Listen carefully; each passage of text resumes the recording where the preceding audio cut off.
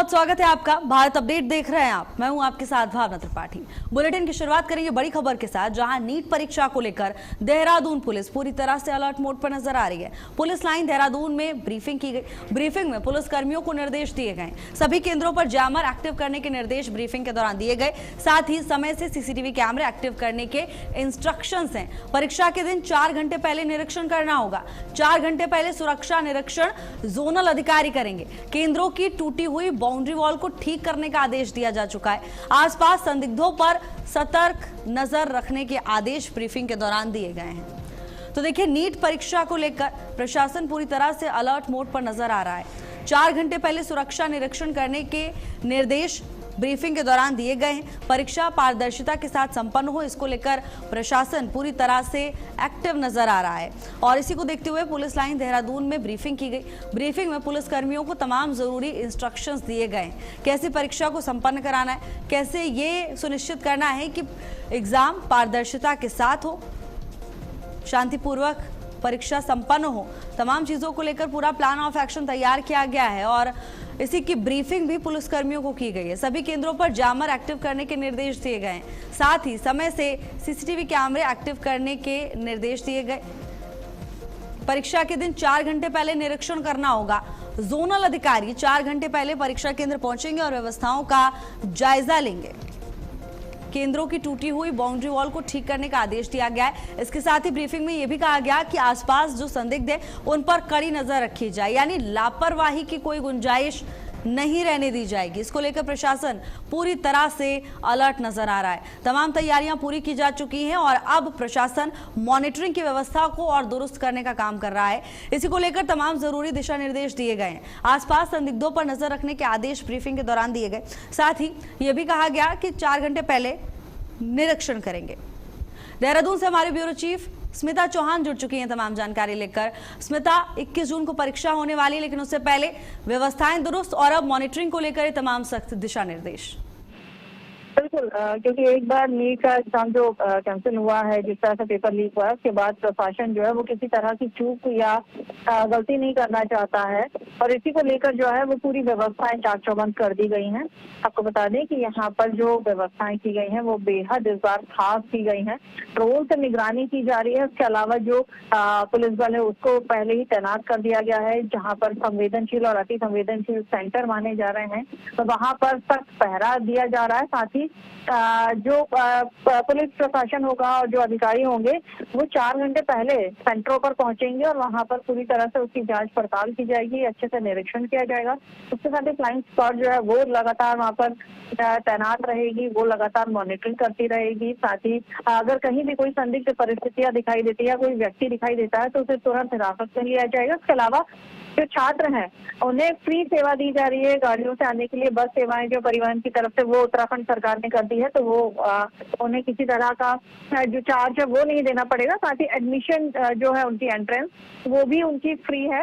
इसके अलावा जब छात्र सेंटर पहुंचेंगे तो उनका जो चेकिंग है वो सख्त तरीके से की जाएगी। उन्हें सिर्फ जरूरी सामान जैसे पेन हुआ, पेंसिल हुई और सिर्फ इसी तरह की चीजें जो है वो ले जाने की परमिशन है और एडमिट कार्ड जो है वो ले जाने की परमिशन है। इसके अलावा वो कोई और वस्तु या चीज अपने साथ नहीं ले जा सकते। अगर पाई जाती है तो फिर उसे तुरंत अरेस्ट किया जाएगा, उसे तुरंत वहां सेंटर से बाहर कर दिया जाएगा। जी बिल्कुल स्मिता, हालांकि देखिए प्रशासन के लिए भी बड़ी चुनौती है, क्योंकि इससे पहले जिस तरह से पेपर लीक की खबर सामने आई, पेपर कैंसिल हुआ, छात्रों में तो तनाव था ही, लेकिन स्मिता प्रशासन के लिए बड़ा चैलेंज है, क्योंकि ऐसे समय में अफवाहें फैलती हैं।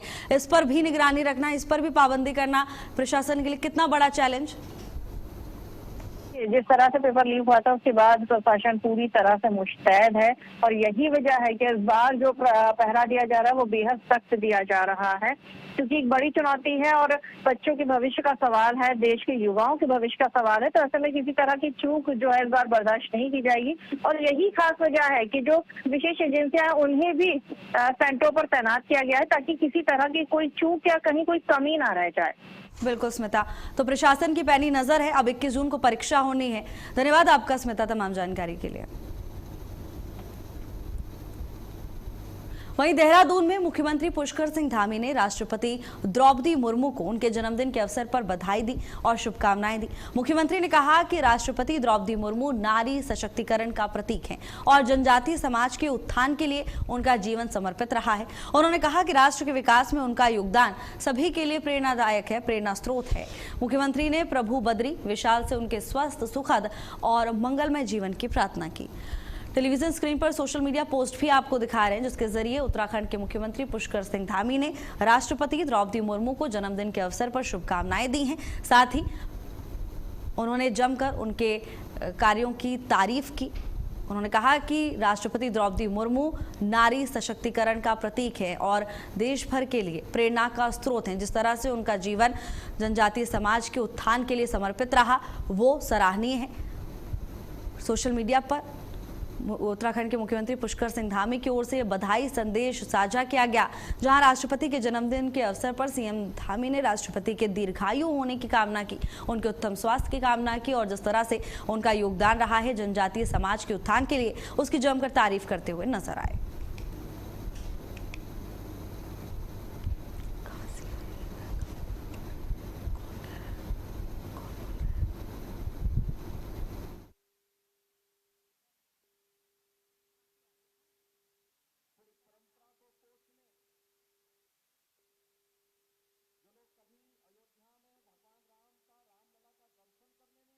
तो उत्तराखंड के मुख्यमंत्री पुष्कर सिंह धामी ने सोशल मीडिया पर पोस्ट किया और राष्ट्रपति द्रौपदी मुर्मू को जन्मदिन की बधाई दी है।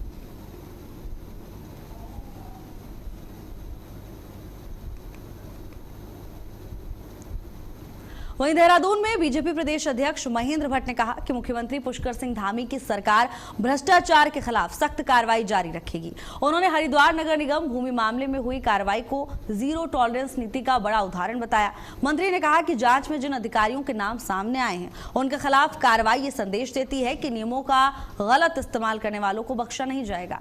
उन्होंने कहा कि धामी सरकार पहले भी भर्ती घोटालों और नकल माफिया के खिलाफ कड़ी कार्रवाई कर चुकी है, जिससे राज्य में सख्त नकल विरोधी कानून लागू हुआ। मंत्री के मुताबिक विजिलेंस अब तक 250 से अधिक रिश्वतखोरों को गिरफ्तार कर चुकी है और सरकार हर शिकायत पर कार्रवाई कर रही है। उन्होंने कहा कि भ्रष्टाचार के साथ साथ सरकार आम जनता की समस्याओं के समाधान के लिए भी पूरी तरह से प्रतिबद्ध है और जनता धामी सरकार के सुशासन मॉडल पर लगातार भरोसा जता रही है।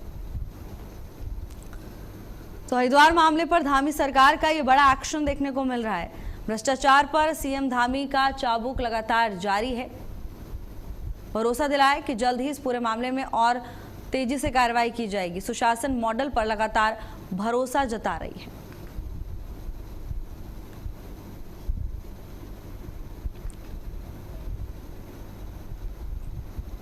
वहीं हरिद्वार में विश्व हिंदू परिषद की केंद्रीय मार्गदर्शक मंडल बैठक को संबोधित करते हुए मुख्यमंत्री पुष्कर सिंह धामी ने कहा कि विश्व हिंदू परिषद पिछले कई दशकों से भारतीय संस्कृति, सनातन मूल्यों और सामाजिक एकता को मजबूत करने का काम कर रही है।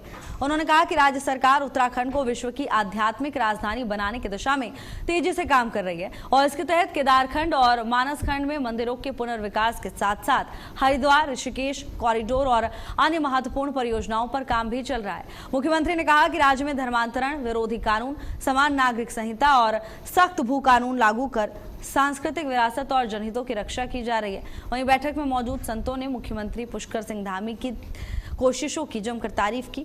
कहा कि सनातन संस्कृति के संरक्षण के लिए समर्पित हैं। तो उत्तराखंड अब आध्यात्मिक राजधानी बनने की ओर अग्रसर है। उत्तराखंड के मुख्यमंत्री पुष्कर सिंह धामी ने कहा कि सरकार का सनातन मूल्यों के संरक्षण पर पूरा जोर है। संतों ने सीएम धामी को सनातन का रक्षक बताया। बैठक में मौजूद संतों ने मुख्यमंत्री पुष्कर सिंह धामी की जमकर तारीफ की। उनके द्वारा लिए गए ऐतिहासिक फैसलों की जमकर तारीफ करते हुए नजर आए।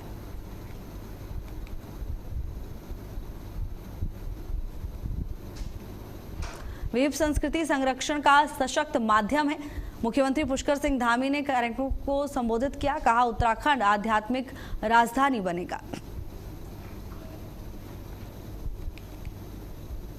तो वहीं देहरादून में सैनिक कल्याण मंत्री गणेश जोशी ने सैनिक कल्याण विभाग की समीक्षा बैठक की। कहा कि पूर्व सैनिकों, वीर नारियों और उनके परिवारों का सम्मान और कल्याण सरकार की सर्वोच्च प्राथमिकता है।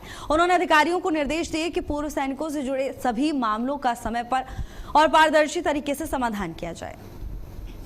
बैठक में पुनर्वास, रोजगार, स्वरोजगार, पेंशन, छात्रवृत्ति और चिकित्सा सुविधाओं जैसी योजनाओं की समीक्षा की गई। मंत्री ने यह भी कहा कि विभाग ये सुनिश्चित करे कि हर पात्र व्यक्ति तक सरकारी योजनाओं का लाभ समय पर पहुंचे। उन्होंने जिला स्तर पर नियमित शिविर लगाने के भी निर्देश दिए ताकि पूर्व सैनिकों और उनके परिजनों की समस्याओं का समाधान मौके पर ही किया जा सके।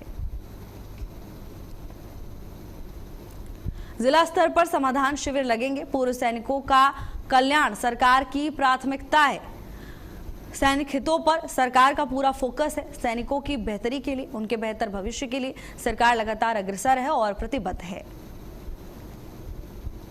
वहीं श्रीनगर शहर में जल्द ही सभी बिजली की लाइनें अंडरग्राउंड की जाएंगी। कैबिनेट मंत्री डॉक्टर धन सिंह रावत ने ऊर्जा विभाग के अधिकारियों को इसके लिए प्रस्ताव तैयार करने के निर्देश दे दिए हैं। उन्होंने कहा कि इससे शहर में बिजली के खंभों पर लटकते तारों से लोगों को राहत मिलेगी और शहर का सौंदर्य भी बढ़ेगा। इसके साथ ही श्रीनगर को सोलर सिटी के रूप में विकसित करने का काम भी तेजी से किया जाएगा। पहले चरण में सरकारी भवनों, स्कूलों और अस्पतालों में सोलर पैनल लगाए जाएंगे। डॉक्टर रावत ने बताया कि उफ्रैम खाल में नया विद्युत सब स्टेशन भी बनाया जाएगा, जिससे क्षेत्र में बिजली की आपूर्ति और बेहतर होगी।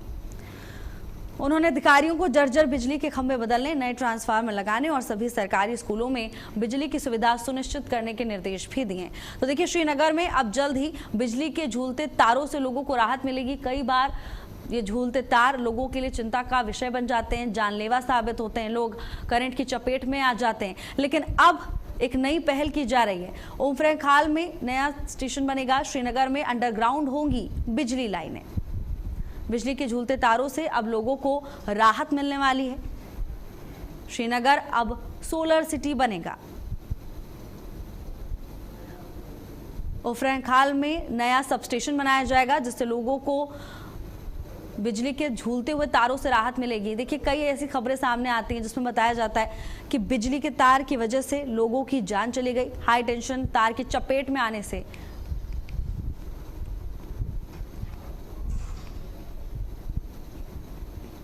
वहीं उत्तरकाशी में नीट परीक्षा को निष्पक्ष और शांतिपूर्ण तरीके से कराने के लिए पुलिस और प्रशासन पूरी तरह से सतर्क है। पुलिस अधीक्षक कमलेश उपाध्याय ने प्रशासनिक अधिकारियों के साथ मनेरा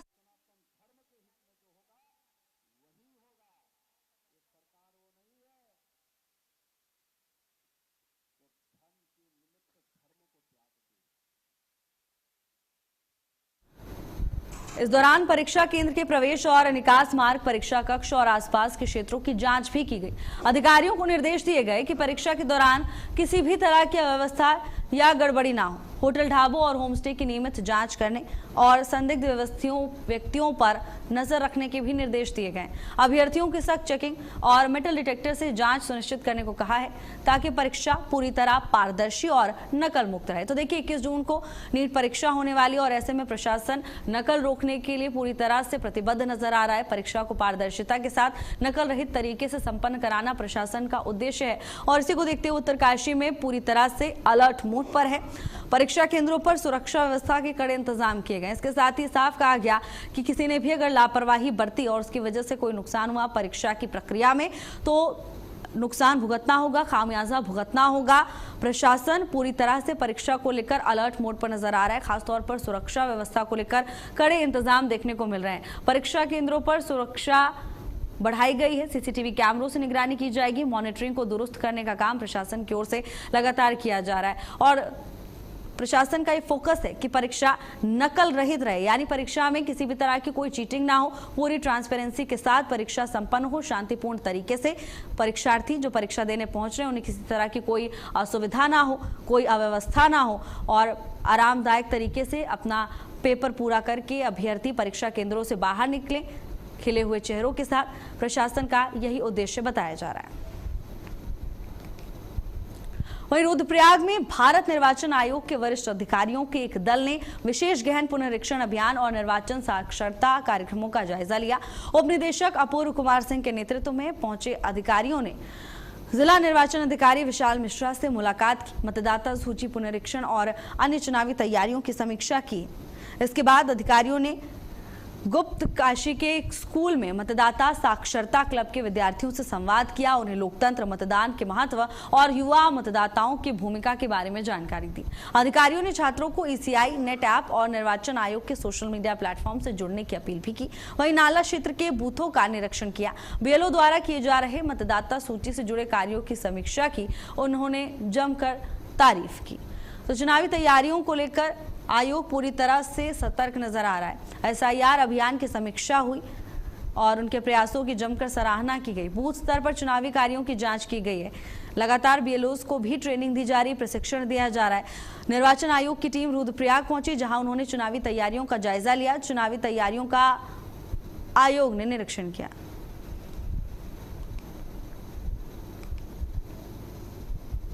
बूथ स्तर पर चुनावी कार्यों की जांच की गई। तस्वीरें आपको दिखा रहे हैं, जहां निर्वाचन आयोग की टीम रुद्रप्रयाग पहुंची। चुनावी तैयारियों का आयोग ने निरीक्षण किया। देखिए 2027 में विधानसभा चुनाव होने हैं उत्तराखंड में और ऐसे में अब ज्यादा समय आयोग के पास बचा नहीं है।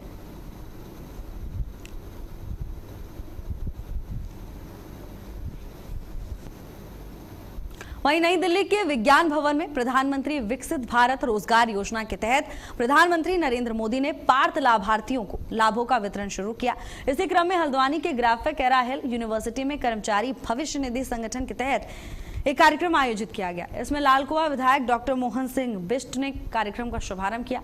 उत्तराखंड में इस योजना के तहत करीब 6000 कर्मचारियों और 900 से अधिक नियोक्ताओं को 24 करोड़ रुपए से ज्यादा की प्रोत्साहन राशि और नियुक्ति पत्र दिए गए। कार्यक्रम में प्रधानमंत्री नरेंद्र मोदी और केंद्रीय मंत्री डॉक्टर मनसुख मांडविया ने वर्चुअल रूप से हिस्सा लिया। अधिकारियों ने बताया कि ये योजना रोजगार बढ़ाने और नए अवसर देने की दिशा में एक अहम कदम है। तो विकसित भारत रोजगार योजना का लाभ वितरण प्रधानमंत्री नरेंद्र मोदी की ओर से दिल्ली से शुरू किया गया। 6000 कर्मचारियों को इसका लाभ मिला।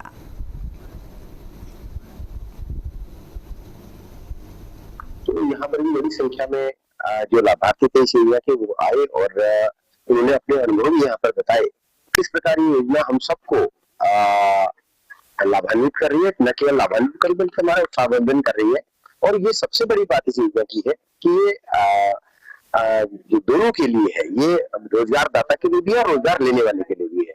तो निश्चित रूप से आने वाले समय में भी 1 लाख करोड़ रुपए की धनराशि का आवंटन इस योजना के तहत किया गया है। उससे न केवल रोजगार आगे बढ़ेंगे बल्कि कारखाने आगे बढ़ेंगे, उद्योग आगे बढ़ेगा। विज्ञान भवन से 2500 करोड़ रुपया एम्प्लॉइज और एम्प्लॉयर्स को वितरित किया गया, जिन्होंने नए जो एम्प्लॉइज जिन्होंने ज्वाइन किया या उन उद्योगों ने जिन्होंने रोजगार का उत्सर्जन किया। तो ये बहुत ही महत्वपूर्ण एक योजना है भारत सरकार की और ये अभी 2029 तक चलेगी। और मेरा सभी दर्शकों से ये निवेदन है, जो भी अगर वो काम कर रहे हैं किसी भी संस्था में, तो वो अपने यूएएन जनरेट करवाएं, केवाईसी इसको अपडेट कराएं और 6 महीने के बाद उनको वो इस राशि के हकदार बन जाएंगे। और वहीं रुद्रप्रयाग में पुलिस ने कानून और शांति व्यवस्था मजबूत करने के लिए सघन रात्रिकालीन चेकिंग अभियान चलाया। यह अभियान रात 8 बजे से 10 बजे तक जिले के सभी कोतवाली क्षेत्रों में एक साथ चलाया गया। पुलिस टीमों ने मुख्य मार्गों और संवेदनशील स्थानों पर बैरिकेडिंग कर वाहनों और संदिग्ध व्यक्तियों की जांच की। इस दौरान हुड़दंग करने, नशा तस्करों और शराब पीकर वाहन चलाने वालों के खिलाफ कार्रवाई की गई। कई वाहनों के चालान भी किए गए। हालांकि पुलिस अधीक्षक ने कहा है कि जिले की शांति व्यवस्था से खिलवाड़ करने वालों को किसी भी हाल में बख्शा नहीं जाएगा। ऐसे सघन चेकिंग अभियान आगे भी लगातार जारी रहेंगे।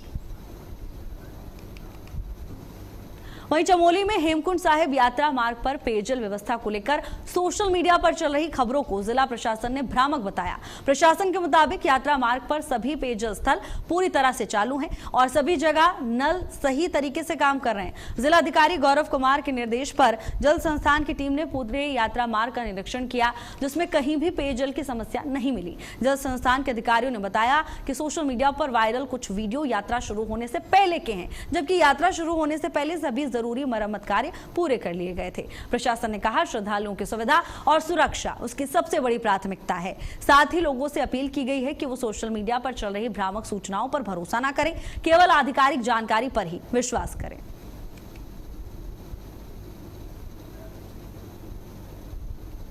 2 जुलाई को पूरे राज्य में मॉनसून मॉक ड्रिल आयोजित की जाएगी। यह अभ्यास सभी 13 जिलों के करीब 70 स्थानों पर एक साथ किया जाएगा। मुख्यमंत्री पुष्कर सिंह धामी के निर्देश पर यूएसडीएमए ने इसकी तैयारियां शुरू कर दी हैं। इस मॉक ड्रिल का उद्देश्य आपदा के दौरान राहत और बचाव व्यवस्था की क्षमता को परखना है। इसमें राहत शिविरों में बिजली, पानी, भोजन और चिकित्सा सुविधाओं की जांच भी की जाएगी। अभ्यास में SDRF, NDRF, police, NCC, NSS और स्वयंसेवी संगठन शामिल होंगे। इस दौरान जलभराव, भूस्खलन, सड़क कटने और हेली रेस्क्यू जैसे हालातों पर रिस्पॉन्स का अभ्यास भी किया जाएगा, ताकि आपदा की स्थिति में तेजी से राहत और बचाव कार्य किया जा सके। 2 जुलाई को राज्यव्यापी मॉनसून मॉक ड्रिल का आयोजन किया जाएगा। मॉनसून से पहले प्रशासन तैयारियों को लेकर पूरी तरह से अलर्ट नजर आ रहा है। मॉनसून के सीजन के दौरान लोगों को किसी तरह की परेशानी ना हो, इसके लिए अभी से ही तमाम तैयारियां दुरुस्त करने का काम किया जा रहा है। और फिलहाल के लिए मेरे साथ बस इतना ही। आप देखते रहिए भारत अपडेट। नमस्कार।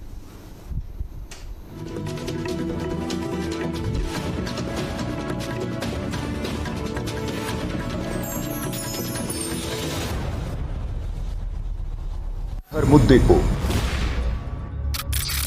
ब्लैक